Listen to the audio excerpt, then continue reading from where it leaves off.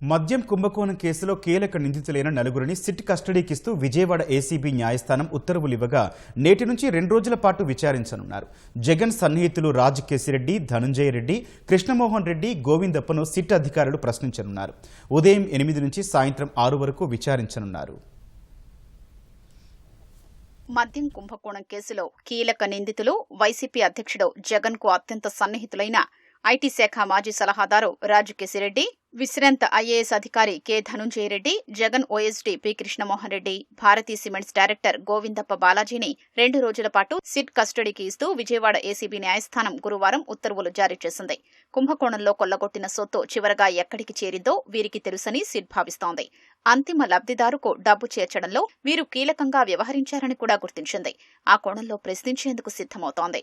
కుట్రకు రూపకల్పన, అమలు, ముడుపుల వసూళ్లు, ఆ మొత్తాల్ని బిగ్ బాస్ కు ఆయన సతీమణికి చేర్చడంలో ఈ నలుగురి పాత్రపై ఇప్పటికే కొన్ని కీలక ఆధారాల్ని సేకరించిన దర్యాప్తు అధికారులు వాటి ఆధారంగా మరింత లోతుగా వివరాలు రాబట్టనున్నారు. మద్యం కుంభకోణంలో నాటి ప్రభుత్వ పెద్దల తరపున అన్నీ తానై వ్యవహరించి నడిపించిన ప్రధాన పాత్రధారి రాజ్ కేసిరెడ్డిని ఇప్పటికే వారం పాటు కస్టడీకి తీసుకుని సిట్ ప్రశ్నించింది. ఆయన సరిగ్గా సమాధానాలు చెప్పలేదు, దర్యాప్తునకు ఏమాత్రం సహకరించలేదు. ధనుంజయ రెడ్డి, కృష్ణమోహన్ రెడ్డిల్ని అరెస్ట్ చేయడానికన్నా ముందు వరుసగా 3 రోజులు దాదాపు 25 గంటల పాటు సిట్ అధికారులు ప్రశ్నించినా వారు తప్పించుకునే రీతిలోనే జవాబులు ఇచ్చారు. గోవిందప్ప బాలాజీని అరెస్టు చేయడానికి, కోర్టులో హాజరుపరచడానికి మధ్య ఉన్న సమయంలో ప్రాథమికంగా కొంత విచారించినా ఫలితం లేదు. దీంతో ఈ నలుగురిని కస్టడీలో లోతుగా విచారించేందుకు సిట్ అధికారులు సిద్ధమవుతున్నారు. వీరిని విడివిడిగా, అదేవిధంగా కలిపి ప్రశ్నించనున్నారు.